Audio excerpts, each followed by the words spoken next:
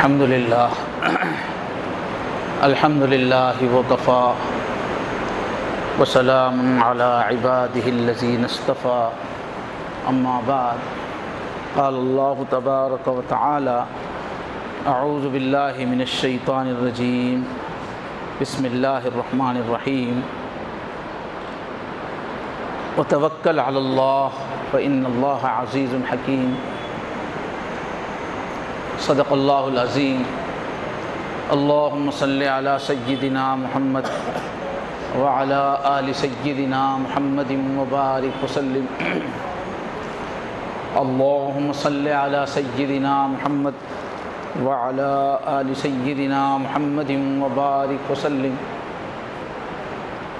اللہم صلی علی سیدنا محمد وعلی آل سیدنا محمد وبارک وسلم۔ بہت ہی احترام کے قابل، عزت و اکرام کے لائق برادران اسلام، بھائیوں، بزرگوں، دوستوں، ایک بہت ہی اہم سلسلہ گفتگو کا چل رہا ہے۔ ضرورت اس بات کی ہے کہ پوری بات کو آپ لوگ مختلف جمعات کی ایک ترتیب کے ساتھ ذہن میں رکھیں، انشاءاللہ آپ کی ذاتی زندگی میں بھی بہت فائدہ ہوگا، اور جو ہمارے ہندوستان میں مسلمانوں کے حالات چل رہے ہیں، ان حالات کا علاج کیا ہے یہ بھی سمجھ میں آئے گا، اور حالات کی سختی اور شدت کی وجہ سے جو بہت سارے واقعات ہوتے ہیں اس کا جو برا اثر دل پہ پڑتا ہے ایک مسلمان کے دل پر، اس کا علاج ہو جائے گا کہ اس قسم کے حالات میں کتنی صاف رہنمائی اللہ نے اور رسول نے دی ہوئی ہے۔ اب جو لوگ ان تعلیمات کو ذہن میں نہیں رکھیں، نہ رکھ کے پریشان ہو، شکوک میں، شبہات میں، اعتراضات میں، وسوسوں میں پھنس جائیں، وہ ان کی غلطی ہے۔ بہرحال ہندوستان کے حالات اور عالم کے حالات دن بدن ایسے ہوتے جا رہے ہیں جس میں یہ موضوعات یاد رکھنا بہت ضروری ہے۔ اس سے یقین کی کیفیت بنی رہے گی، مایوسی نہیں آئے گی، اور خوشی اپنی ذاتی زندگی، اپنے فرائض کو ادا کرنے کی طاقت آئے گی۔ بہت مفید مضامین ہے یہ۔ تو حالیہ جو مضمون چل رہا ہے کہ مشکل حالات میں ایک فرد جو ہے نفسیاتی مریض نہ ہو اور پوری قوم بھی نفسیاتی مریض نہ بن جائے، اس کے لیے قرآن مجید میں کیا باتیں بیان کی گئی۔ عام آدمی کی زندگی میں بھی کیا ہوتا ہے کہ جب کوئی بہت بڑی مصیبت آتی ہے، لگاتار دھکے لگ جاتے ہیں، وہیں سے لوگوں کا راستہ ذرا ٹیڑھا ہو جاتا ہے۔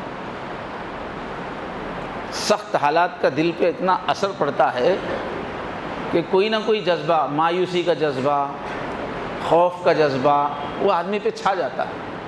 بیزارگی، الجھن، اداسی، جھنجلاہٹ، غصے کی مستقل کیفیت، ہمیشہ غمگین رہنے کی کیفیت۔ جب یہ جذبات میں سے کسی ایک جذبے کا شکار ہو جاتا ہے تو پھر اس کی عقل صحیح کام کرنا بند کر دیتی ہے، اور پھر ایسا آدمی ناکام ہو جاتا ہے۔ اسی کو بولتے ہیں نفسیاتی مریض ہو جانا، سائیکک ہو جانا۔ آدمی کئی لوگ ہیں بہت باصلاحیت ہوتے ہیں مگر سائیکک ہونے کی وجہ سے فیل ہو جاتے ہیں۔ باصلاحیت، تجربے کار، سب کچھ ہوتے ہیں مگر نفسیاتی مرض کوئی ہو جاتا ہے، اس سے وہ فیل ہو جاتے ہیں۔ ایسے ہی قوموں کی زندگی میں بھی ہوتا ہے۔ جب قوموں پر زبردست حادثات آ جاتے ہیں، ہلا دینے والے واقعات آ جاتے ہیں اور بار بار آتے ہیں، تو پوری قوم ہی مریض ہو جاتی ہے، ان کے سوچنے کا ڈھنگ غلط ہو جاتا ہے۔ پھر یا تو وہ جذباتی ہو جاتے ہیں، غصے والے ہو جاتے ہیں، یا مایوس ہو جاتے ہیں، بے صبرے ہو جاتے ہیں، فیل ہو جاتے ہیں۔ تو ہندوستان میں بھی ایک کے بعد ایک ایسے حالات آ رہے ہیں، تو اس میں مسلمان مریض نہ بن جائیں، ذہنی مریض، بیمار سوچ والے نہ ہو جائیں۔ اس کے لیے قرآن میں، حدیث میں جو رہنمائی ہے اس کو سمجھنا بہت ضروری ہے۔ تو اس میں سے پہلی بات یقین بہت ضروری ہے، یقین، خود اعتمادی، وہ مار کھاتا ہے، اس پہ وہ 2-3 ہفتے بات ہوئی۔ اور ایسے حالات میں اللہ تعالیٰ دوسری جس چیز کی تعلیم دیتے ہیں وہ توکل۔ مشکل حالات میں کچھ سمجھ میں نہیں آ رہا تو اللہ اپنی مختلف صفات سناتے ہیں مومنوں کو، سنا کے بولتے ہیں میں ایسا ہوں، میں ایسا ہوں، میں ایسا ہوں، مجھ پہ بھروسہ کرو۔ سامنے کوئی تدبیر کامیاب ہوتی ہوئی نظر نہیں آ رہی ہے، دشمن بہت بڑا ہے، حالات بہت سخت ہیں، تو اس موقع پہ اللہ کیا سکھاتے ہیں؟ تم اکیلے نہیں ہو، تمہارے پیچھے میں ہوں۔ اور پھر اپنا سسٹم اللہ سمجھاتے ہیں قرآن مجید میں۔ تو اللہ پر بھروسہ مشکل حالات میں یہ آدمی کو چٹان بنا دیتا ہے، اس کی عقل جگہ پہ رہتی ہے، دل کو اطمینان رہتا ہے، صحیح تدبیریں اس کو سمجھ میں آتی ہیں۔ گزشتہ بیان میں توکل کے بارے میں مختلف آیتیں پڑھی گئی تھی، گزشتہ جمعہ کا پورا بیان یہی تھا کہ مختلف توکل کے فائدے، ہر حال میں توکل کا جو حکم اور اللہ کی صفات کا کیسے تذکرہ کیا گیا ہے وہ پہلو تھا۔ تو اس کی تھوڑی تشریح ہے کہ توکل کرنا، اس میں یہ بات شامل ہے کہ اللہ کی قوت پر اعتماد ہو۔ دشمن بہت طاقتور ہے، ہم بہت کمزور ہیں، مگر اللہ کمزور تھوڑی ہے۔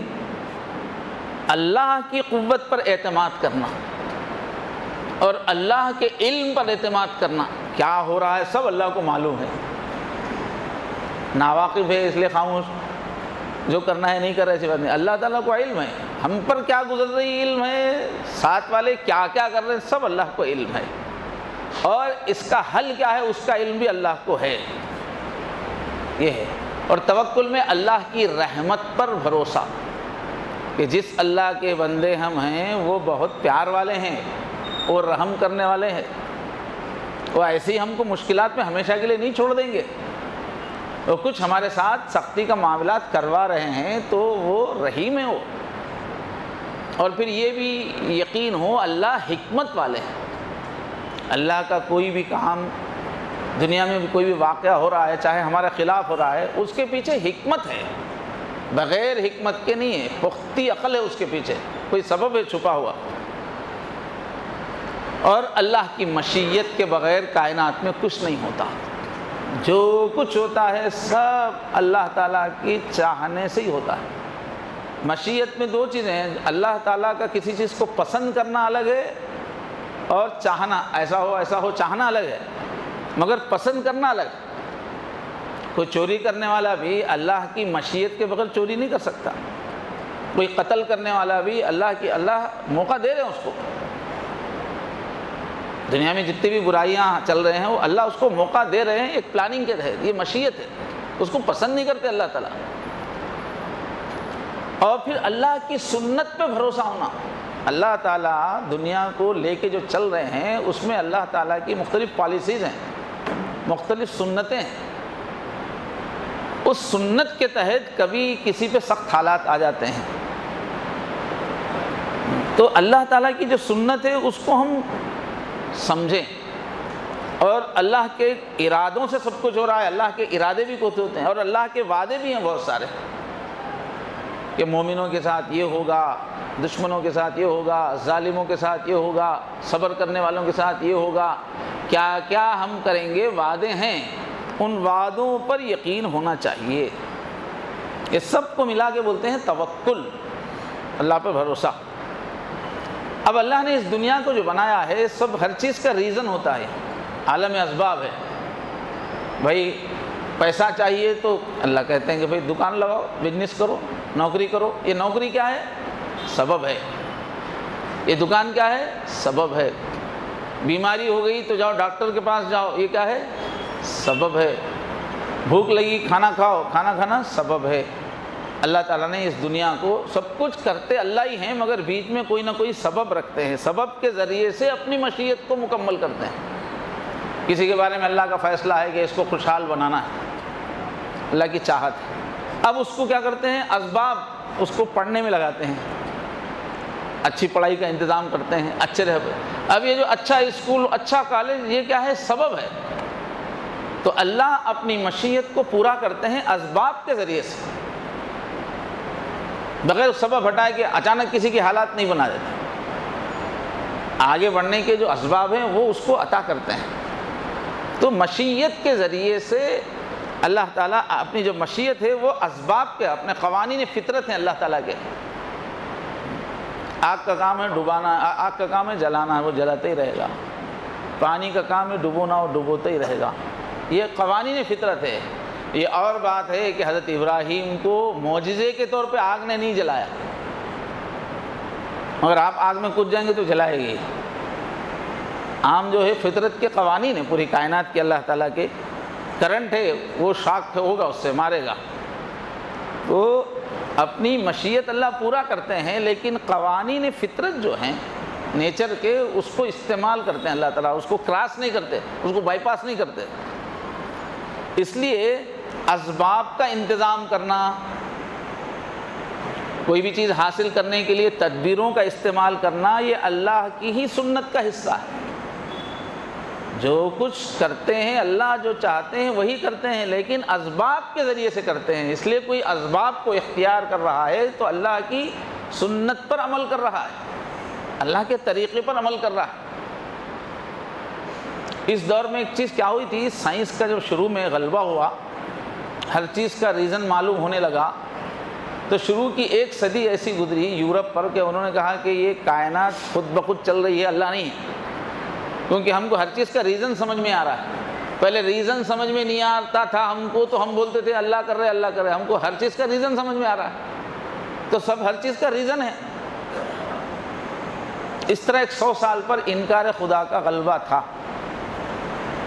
اور پھر وہی سائنس جب کالجز میں پڑھائی جانے لگی ساری دنیا میں، تو شروع میں ذہن لوگوں کا اللہ کا انکار کا بن گیا تھا۔ بہرحال اس کے اثر سے ہی یہ جو دور پچھلی صدی گزری، بس ہر چیز کا ریزن اسباب میں ہی پوری توجہ۔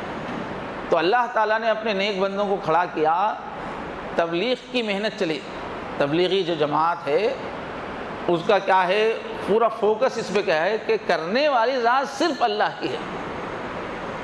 اللہ تعالیٰ کامیابی کے تمام اسباب نقشوں کے باوجود ناکام کر سکتے ہیں، اور ناکامی کے پورے اسباب کے باوجود کامیاب کر سکتے ہیں۔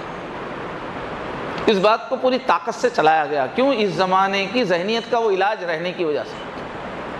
مگر مطلب یہ نہیں تھا ہمارے بڑے لوگوں کا کہ اسباب چھوڑ دو، یعنی کہ تم دکان ہی بند کر دو، جماعت میں جانا ہے دکان ہی بند کر دو، بیوی بچوں کو ہاسپٹل ہی مت لے جاؤ، ایسا ہمارے بزرگوں کا کسی کا مطلب نہیں تھا۔ مگر چونکہ دماغوں میں اسباب کی بہت عظمت تھی، اللہ تعالیٰ ہی کرتے ہیں یہ نکل گیا تھا، اس لیے اس کو بہت بولا گیا۔ بعض اکا دکا لوگوں کا ذہن اس میں کیا ہو گیا، بات کو سمجھ نہیں سکے، انہوں نے اسباب کے خلاف کرنا شروع کر دیا، جبکہ بڑوں نے ایسا نہیں کہا، ذمہ داروں نے ایسا نہیں کہا۔ تو قرآن حدیث تو یہ کہتے ہیں کہ اللہ ہی نے یہ اسباب بنائے ہیں، آگ اگر جلاتی ہے تو اللہ ہی کا قانون ہے، یعنی کہ آگ کیسے چلاتی میں پکڑ لے تو نہیں، اللہ کا بنایا ہوا قانون ہے، اللہ نے قانون کی پابندی کے لیے کہا گیا۔ اسباب کو چھوڑنا حرام ہے، ناجائز ہے، اسباب کو اختیار کرنا ہے، یقین اللہ پہ رکھنا ہے، سبب پہ یقین نہیں رکھنا۔ تو بہرحال اس دور میں اس کو بہت کھولا گیا، تو بعض لوگوں پہ اس کا ریئیکشن ہو گیا۔ مگر شریعت میں کیا ہے کہ اسباب کو پورا کرنا بھی اللہ پر ہی بھروسہ ہے، اللہ پر بھروسے کے خلاف نہیں اسباب کا پورا کرنا۔ خصوصاً امت کے جو فرائض منصبی ہیں کہ مسلمان اس ملک میں اپنا ذمہ داری ادا کر سکیں، اس کے لیے بہتر سے بہتر طریقے تدبیریں اختیار کرنا، یہ اللہ کی سنت پر اعتماد ہے، توکل کے خلاف نہیں ہے۔ اللہ کی سنت اسباب کے ذریعے سے چلنے کی ہے، تو اللہ کی سنت پر توکل ہے۔ پھر اچھے نتیجے کا یقین رکھے، اللہ کے بنائے ہوئے اسباب کو اختیار کرے۔ اس کے بعد یقین کس کے رب پر؟ اللہ، وہ اللہ کے وعدوں پر یقین ہے۔ اسباب کو اختیار کرنا ہے مگر یقین اللہ پہ رکھنا ہے، اللہ کے وعدوں پہ رکھنا ہے، اسباب پہ یقین نہیں رکھنا ہے۔ اور اللہ پر توکل کا ایک کہ بڑی سے بڑی طاقت ہے اس کا خیال نہیں کر رہے، بڑی سے بڑی طاقت سے ٹکرا جا رہے ہیں یا اس کے خلاف چل رہے ہیں، تو یہ بھی کیا ہے، اللہ کے وعدوں پر اعتماد ہے۔ اپنے مفاد کو خاطر میں نہیں لا رہے، نقصانات کو برداشت کر رہے، مفاد کے خلاف جا رہے ہیں۔ کیوں؟ ذل میں ہے کہ اللہ کا حکم اس وقت یہ ہے، میں یہ کروں گا چاہے فائدہ ہو نقصان ہو۔ یہ کیا ہے؟ اللہ کے وعدوں پر یقین ہے کہ اللہ کے حکموں کو پورا کرو گے تو اللہ فائدہ ہی پہنچائیں گے، کامیاب ہی کریں گے۔ ظاہری صلاحیت اور قوت سے بڑھ کر مقصد کو حاصل کرنے کی جستجو کرنا۔ اب صحابہ کرام 313 ہیں جنگ کے میدان میں، اور ادھر 1000 ہیں اور بالکل ہتھیار لوہے کا لباس پہنے ہوئے، تو اپنی طاقت سے زیادہ لوگوں سے بھیڑ گئے۔ یہ اللہ کے وعدوں پر یہ توکل ہے۔ تو توکل یہ ہے کہ اپنی طاقت سے زیادہ مقصد کے حصول کے لیے محنت کرنا، اور اللہ کی طاقت اور نصرت پر بھروسہ رکھنا ہے۔ یہ اپنی تو طاقت تھوڑی ہے، مگر بڑا کام ہم نے ہاتھ میں لے لیا اللہ کی خاطر، تو ہماری اعتماد کس پہ؟ اللہ کی قوت پہ ہے، اللہ کی مدد پر ہے۔ راستے میں مشکلات آ رہی ہیں اور ظاہر میں ناکامی بھی ہو رہی ہے، پھر جنگ کی ہار گئے، پورے کے پورے شہید ہو گئے، شاملی کے میدان میں پورے کے پورے شہید ہو گئے۔ اب اس دور میں کتنی جگہ اسلام کے غلبے کے لیے لوگوں نے کوشش کی، پورے کے پورے شہید ہو گئے، رزلٹ نہیں آیا۔ کئی بار ہوا ایسا، اس کے باوجود یہ سوچ کے کہ ہم ختم ہو جائیں گے اس لیے ہم کام نہیں کریں گے، نہیں، جب حکم ہے کرنے کا کرو۔ کرنے کے باوجود بظاہر ناکام ہو گئے، فیل ہو گئے، تب توکل کا کیا مطلب ہے؟ ظاہری ناکامی کے بعد اللہ کی مرضی کو مان کر، اللہ کی مرضی یہی تھی بھائی، انگریزوں کو روکنے کی بہت کوشش کی لیکن وہ پھر چھا گئے ہو، تو اللہ کی مرضی کو مان کر یہ نیت کرنا، پھر یہ سوچنا کہ بظاہر نقصان ہوا ہے مگر اس میں اندر کوئی خیر چھپا ہوا ہے، کیونکہ قرآن میں کئی مرتبہ فرمایا گیا کہ ہو سکتا ہے ظاہری حالات میں تم کو نقصان نظر آ رہا ہے مگر اس میں فائدہ چھپا ہوا، وہ آئندہ ظاہر ہوگا۔ تو پریشان نہیں ہونا، کوشش میں فیل ہو گئے، اللہ پہ بھروسہ کر کے کوشش کی، ناکام ہو گئے، اب گھبرانا نہیں، اب یہ سوچنا کہ کوئی خیر چھپا ہوا ہے، اس لیے کہ آپ نے اللہ کے حکم کے مطابق کام کیا ہے۔ ایسے ہی اللہ کی رحمت پر توکل کرنا ہے، یعنی یہ جو نقصان ہو گیا اس کے باوجود ہم اللہ پہ بھروسہ کر رہے ہیں، تو کیا سوچ رہے ہیں؟ چونکہ اللہ رحیم ہے، پیار والے ہیں، غلط رزلٹ تو نہیں آئے گا، اب دیکھنے میں تو رزلٹ نہیں آیا مگر اللہ چونکہ رحیم ہے آئندہ آئے گا، یہ اللہ کی رحمت پہ یقین ہے۔ تو ان پوری جو کیفیات، تمام کیفیات کا مجموعہ جو ہے وہ ہے توکل۔ اللہ کے علم پر بھی بھروسہ، اللہ کے فیصلوں کے اوپر بھروسہ، اللہ کی حکمت پہ بھروسہ، اللہ کی سنت پہ بھروسہ، یہ ساری چیزوں کو ملا کر اس کو کہتے ہیں توکل۔ اور یہ توکل کیا ہے؟ ہمارے ایمان کا پھل ہے۔ ہم نے جس اللہ کو مانا، جن صفتوں کے ساتھ مانا، اس ایمان کا پھل ہے یہ توکل۔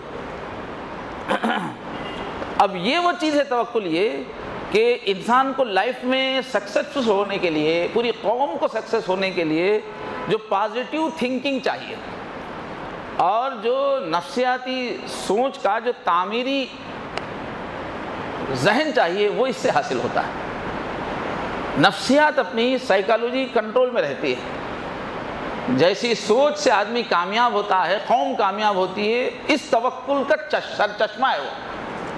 یہ جو ایمان کا توکل ہے اس سے ہی وہ سب چیزیں پھوٹ کر نکلتی ہیں۔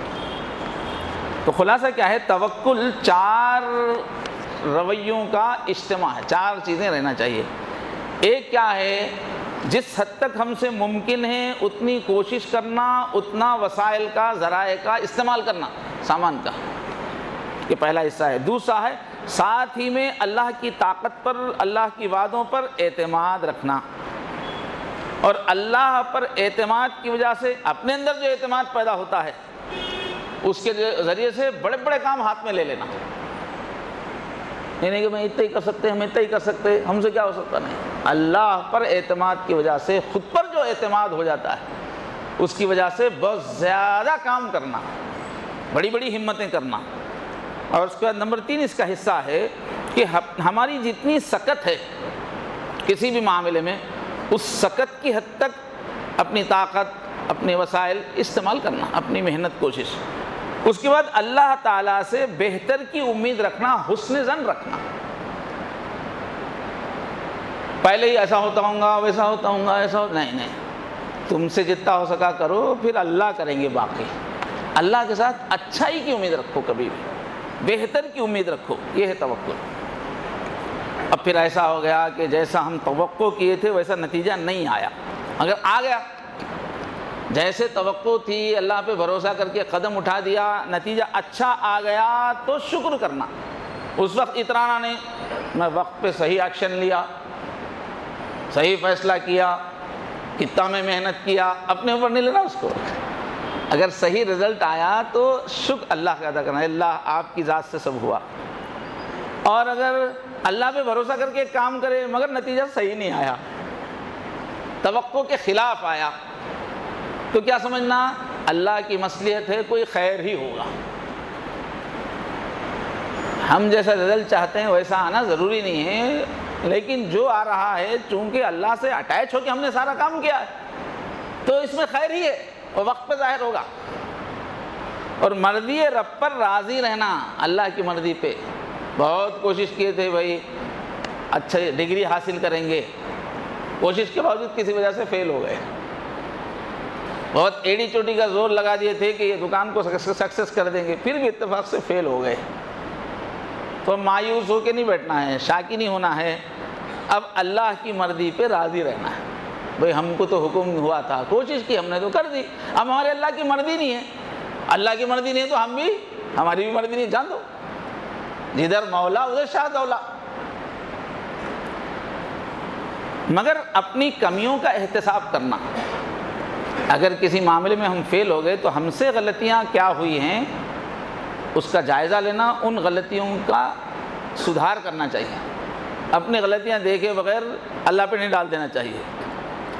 اور ہماری سکت کے باہر جو چیز ہے جو ہم کر ہی نہیں سکتے اس کو جو ہے اللہ کے بھروسے پر چھیڑنا ہی نہیں، اس کو چھوڑ دینا، بھائی وہ ہمارے سکت میں نہیں، ہم کیا کریں گے، اب اللہ اچھا آگے کریں گے۔ اتنا بڑا دشمن سامنے آ کے کھڑا ہو گیا، اس کو ہم کچھ کر ہی نہیں سکتے، تو ہم کیا کرنا ہے، بازو ہٹ جانا ہے اور اللہ سے امید رکھنا ہے کہ انشاءاللہ ہماری سکت کی اتنا تو ہم نہیں کیا، یہ سکت کی بات نہیں ہے، ہمارے سکت سے باہر ہے، اب جو ہے اللہ پر چھوڑ دینا اس کو، یہ بھی توکل ہے۔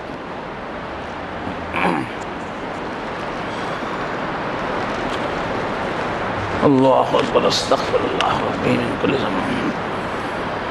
جیسے ہمارا جو رویہ ہے، کوئی قابل ڈاکٹر کے پاس ہم علاج کے لیے جا رہے ہیں، بہت ہی لائق ہے، بڑی ڈگری والا ہے، بڑا تجربہ کار ہے، تو جب ہم ڈاکٹر کے پاس جاتے ہیں تو پوری اطمینان سے اپنے آپ کو اس کے حوالے کر دیتے ہیں، وہ ٹیسٹ کراؤ وہ کرا دیتے، یہ کراؤ وہ کرا دیتے، اپنے آپ کو ڈاکٹر کے حوالے کر دیتے ہیں، قابل ہے۔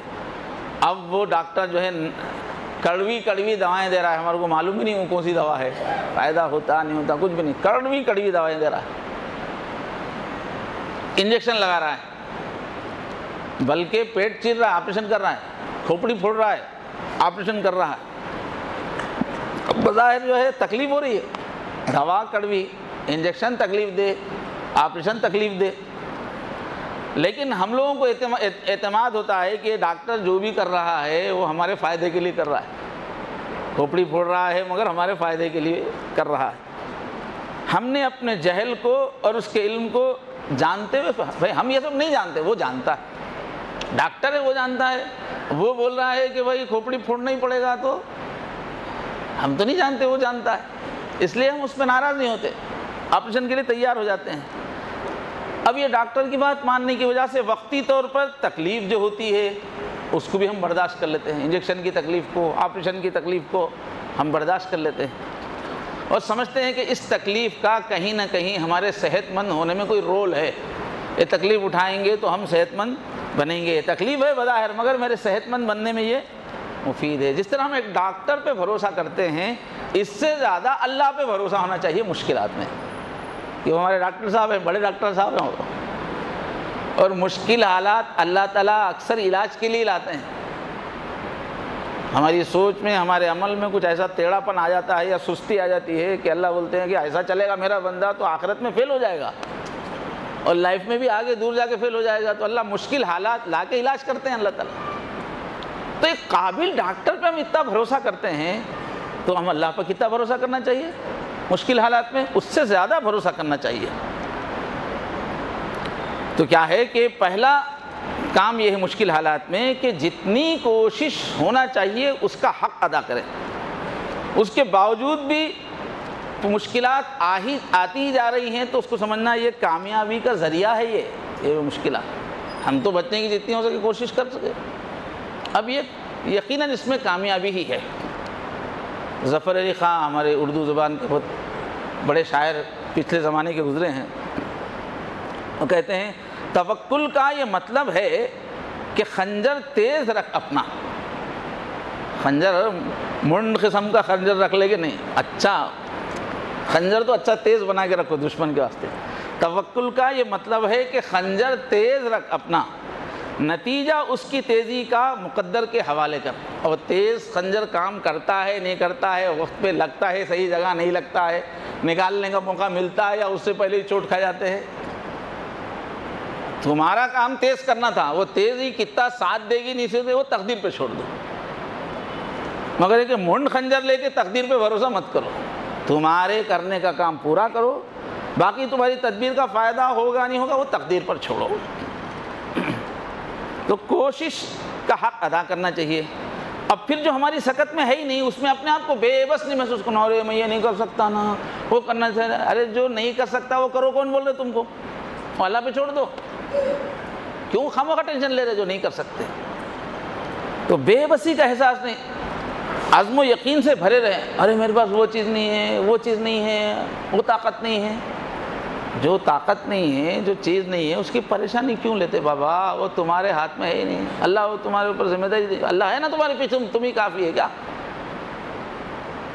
تمہاری طاقت ہی کافی ہے کیا؟ اللہ کی بھی تو طاقت ہے، دنیا میں اللہ بھی تو ہے ہمارے پیچھے۔ تو یقین کے ساتھ اطمینان سے بھرے ہوئے رہیں، پھر اللہ کو کافی سمجھیں اور اس کی رضا پہ ہم راضی اور مطمئن ہو جائیں کہ بھائی فلاں چیز تو ہم کر نہیں سکتے، اب باقی جو بھی ہوگا اللہ جو چاہیں گے ہوگا اور میں اس پہ مطمئن ہوں، میں راضی ہوں۔ تو توکل کی یہ جو اسپرٹ جب کسی قوم میں آتی ہے، کسی فرد میں آتی ہے، تو کامیابی کے راستے میں، ترقی کے راستے میں جتنی رکاوٹیں ہیں ان سب پر غالب آنے کی صلاحیت آتی ہے، نجات مل جاتی ہے، فیل کرنے والی پوری کیفیتوں سے بچ جاتا آدمی، وہ قوم بچ جاتی ہے۔ جو پیروں کی بیڑیاں جو چیزیں بن جاتی ہیں آگے چل کے، وہ کیفیت پھر اس کی نہیں رہتی، کبھی مایوسی کی کیفیت، کبھی غم کی کیفیت، کبھی جلد بازی کی کیفیت، کبھی ہاتھ پاؤں ڈال دینے کی کیفیت، یہ سب نجات پا جاتا آدمی جب توکل اس کے اندر آتا ہے۔ یہ توکل جب قوم کے اندر آ جاتا ہے تو پھر اس کے کیا اثرات ہوتے ہیں؟ تو پہلے کیا ہے نمبر 1 پہ کہ پہلے تدبیر کرنا، پوری کوشش کرنا، پھر اللہ سے مدد مانگنا اور معاملہ اللہ کے حوالے کر دینا۔ یہ رویے کا اثر کیا ہوتا ہے؟ مثلا طالب علم ہے، جب اس کو یہ بات سمجھ میں آئے گی تو کیا کرے گا؟ وہ بھرپور پڑھائی کرے گا، صحیح پلاننگ کے ساتھ، کتنا سلیبس ہے، اس میں کون سا حصہ مشکل ہے، جو مشکل ہے میں اس کو تازہ دم وقت پہ پڑھوں گا، جو ذرا کم مشکل ہے میں اس کو ذرا تھکان کے وقت پڑھ لوں گا اور میں اتنے دن میں ریوائز کر لوں گا، وہ پلاننگ کر لیتا ہے۔ تو محنت تو پوری کرتا ہے، پھر وہ نتیجہ اللہ پہ چھوڑ دیتا ہے۔ مریض ہے، اگر اس کو یہ توکل سمجھ میں آئے گا تو وہ ممکنہ علاج کرے گا، اور علاج کرنے کے بعد پھر جو بھی صحت ملے نہ ملے کچھ بھی ہو اللہ پر خوشی سے اس کو قبول کر لے گا۔ ایسے ہی روزی کا معاملہ ہے، اچھی طرح تلاش اور جستجو پوری طرح وہ کرے گا، پھر اس کے بعد جو نوکری مل گئی، کوشش کے بعد جو ذریعہ معاش مل گیا، اب جتنی آمدنی ہو رہی ہے اس پہ اطمینان اور دوسروں سے مستغنی، ہاں نہیں کرے گا۔ تو یہی چیز جب اجتماعی زندگی میں پورے مسلمانوں کے معاملے میں اس کو اگر ہم اپلائی کریں گے تو مسلمانوں کو کیا چاہیے کہ وہ بہترین حکمت عملی بنائیں۔ ہندوستان کے حالات میں ہمارے پاس بہت بڑے بڑے دماغ ہیں مسلمانوں میں، اللہ تعالیٰ بانجھ نہیں بنا، ایسے ایسے دماغ ہیں، وہ لوگ مل کے بیٹھیں تو بہت اچھی تدبیریں بنا سکتے ہیں۔ ہمارے تھنک ٹینکس کا جوڑ ہونا چاہیے. اور ماشاءاللہ بڑے بڑے لوگ سوچ بھی رہے ہیں اسے، عربی سب کو پتہ نہیں چلتا ہے اس کا، اور عام لوگ ہم ان سے اٹیچ نہیں ہیں نا. بڑے بڑے دماغ ہیں، سوچ رہے ہیں، ان کو اللہ اچھی باتیں سمجھا بھی رہے ہیں. تو اچھی حکمت عملی بنانا اور بہترین آج کے زمانے کے اعتبار سے جیسی لیڈرشپ چاہیے وہ ابھاریں. اس سے پہلے ایک جمعے میں مستقل بیان ہوا ہے ہمارا، ایک بڑا مسئلہ ہے نیچے محلے کے لیول سے اوپر تک اچھے لیڈرز پیدا کرنا، اس کے لیے ادارے قائم کرنا، اس میں پیسہ لگانا. شادیوں میں پیسہ لگاتے رہتے ہیں، یہ جتنے شادیوں میں پیسے لگا رہے ہیں وہ سب نہ لگائیں تو اچھے اچھے لیڈرز پیدا کر سکتے ہیں، اچھے اچھے ادارے پیدا کر سکتے ہیں. بہت پیسہ ہے ہمارے پاس، غلط جگہ پہ لگا رہے ہیں.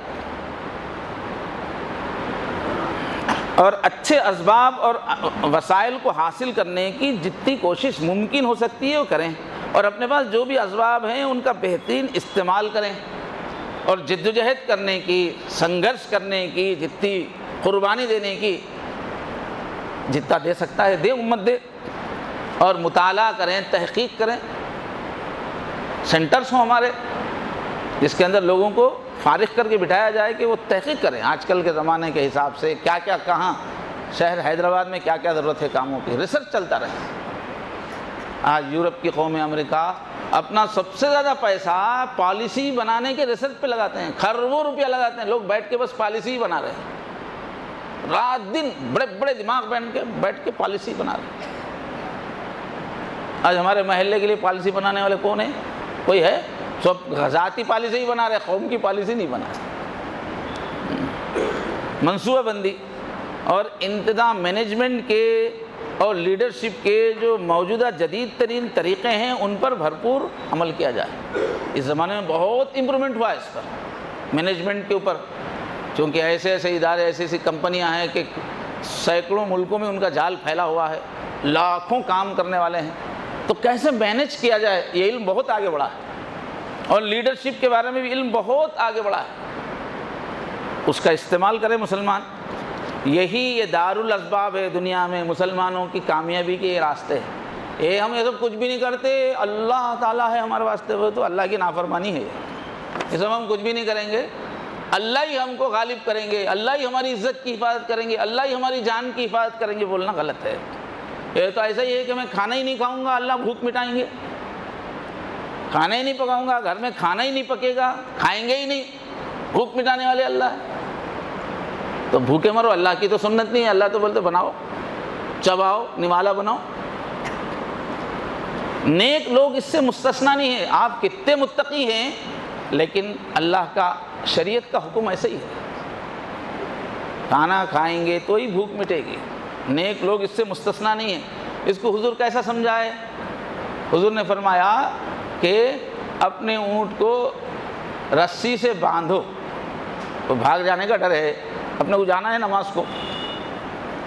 تو حضور نے کہا فرمایا کہ اپنے اونٹ کو پہلے رسی سے باندھو پھر اللہ پہ بھروسہ کرو فرمایا. یعنی تم اونٹ کو رسی سے باندھنے کے باوجود بھی کوئی چوری کر کے لے جا سکتا ہے، کچھ حادثہ ہو سکتا ہے، اس کو تم نہیں روک سکتے، مگر رسی سے پیر باندھنے کا تو کام کر سکتے ہیں. تو پہلے اونٹ کو رسی سے تو تم باندھ دو اور پھر اس کے بعد اللہ پر بھروسہ کہا.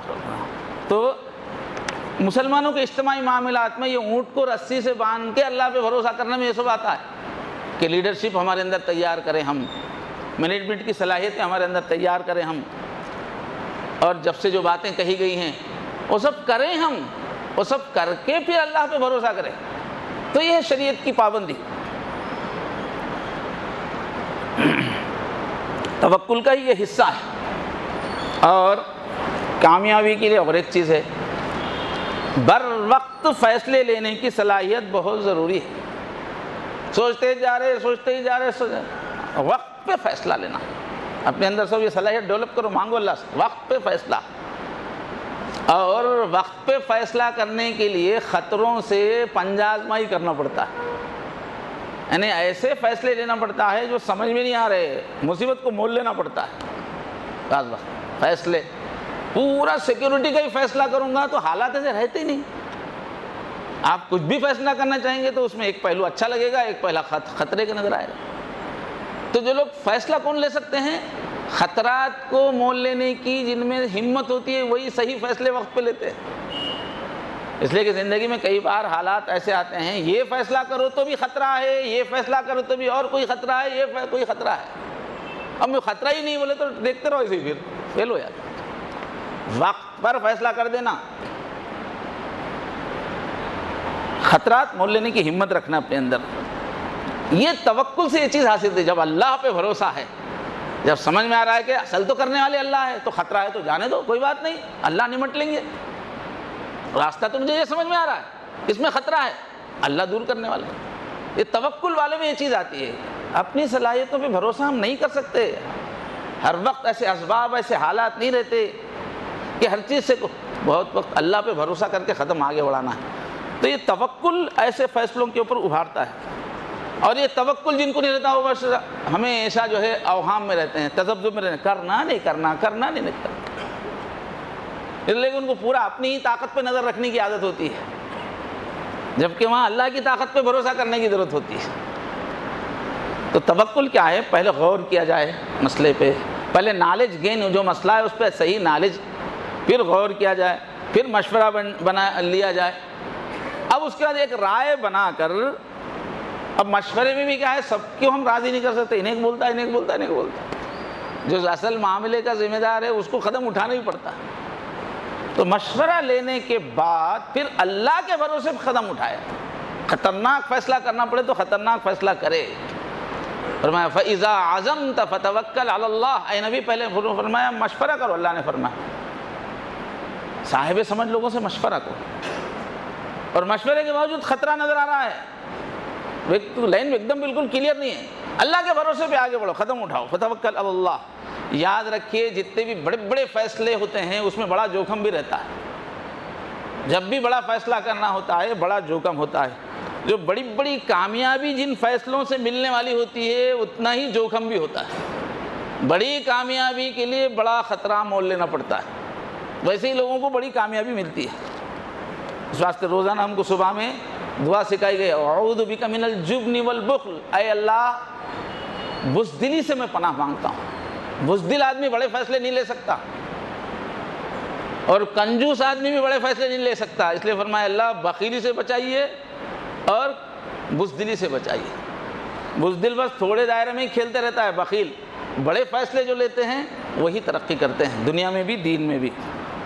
تو توکل جو ہے، جو قرآن میں جگہ جگہ اس کا حکم دیا گیا ہے، توکل انسان میں رسک لینے کی صلاحیت پیدا کرتا ہے۔ جیسے چھوٹا بچہ ہے، والد اس کے پیچھے کھڑے ہوئے ہیں، اب سامنے جو ہے چھوٹی سی نالی ہے، ادھر کودنا ہے، اب والد بول رہے کہ بیٹا چلو کودو، چھلانگ لگاؤ، تو وہ راستہ خطرناک ہے، لیکن چونکہ والد ہے پیچھے کھڑے ہوئے، والد کے بھروسے پہ وہ چھلانگ لگائے، ورنہ آگے بڑھ ہی نہیں سکتا انہیں، آجا بیٹا آجا ادھر آؤ، چلو بول رہے۔ تو والد کے بھروسے پہ جس طرح بچہ خطرناک قدم اٹھا دیتا ہے، ایسے ہی اللہ پہ بھروسہ والا بھی میرے ساتھ اللہ ہے بول کے بڑی چھلانگ لگایا تھا، کامیاب ہو جاتا۔ تو یہ رسک لینا، اللہ کی مدد پہ بھروسہ کرنا، اللہ کی رحمت پہ اعتماد کا نتیجہ ہے۔ اسی کو اللہ سمجھائے فَتَوَكَّلْ عَلَى اللَّهِ، میرے بندے اللہ پہ بھروسہ کر، اِنَّهُ هُوَ الْعَزِيزُ، وہ زبردست ہے۔ بیٹا تو کمزور ہو تو کیا، ابو بازو کھڑے ہوئے ہیں، وہ طاقتور ہیں، العزیز وہ زبردست ہیں، الرحیم وہ پیار والے ہیں، تجھے ایسے راستے میں تھوڑی چھوڑ دیں گے گرنے کے واسطے، تجھے سنبھال لیں گے۔ تو اللہ پہ بھروسہ کر کے قدم اٹھا۔ فرمایا والذین جاہدوا فینا لنہدینہم سبلنا، جو مشکل راستے طے کرتے ہیں، جو مشکل اٹھاتے ہیں، ہم ضرور ان کے لیے راستے کھولتے ہیں۔ مشکلات سے بھاگنے والے، رزق سے بھاگنے والے، ان کی قسمت میں نہ دنیا میں ترقی ہے نہ آخرت میں ترقی ہے، رزق لینا ہے۔ تو بہرحال یہ توکل کے سلسلے میں یہ ہے اسلام۔ ہم لوگ اسلام بولے تو کیا سمجھتے ہیں، بس نماز پڑھنے کا طریقہ، بچوں کو کلمے سکھا دینا، اور جو ہے نماز کا طریقہ یہی ہوگا۔ یہ ہے اسلام، یہ لائف سائنس ہے، یہ پوری قوموں کو کامیاب کرنے والی ہے۔ پورے ملکوں کو کامیاب والی سائنس کا نام ہے اسلام، جینے کے ہنر کا نام ہے اسلام، دنیا اور آخرت میں کامیاب ہو جانے کا نام ہے اسلام۔ اللہ تبارک و تعالی ہم کو اسلام سے محبت نصیب فرمائے اور مشکل سے مشکل حالات میں اللہ پر بھروسے اور یقین کے ساتھ جینے کی توفیق عطا فرمائے۔ وآخر دعوانا الحمدللہ۔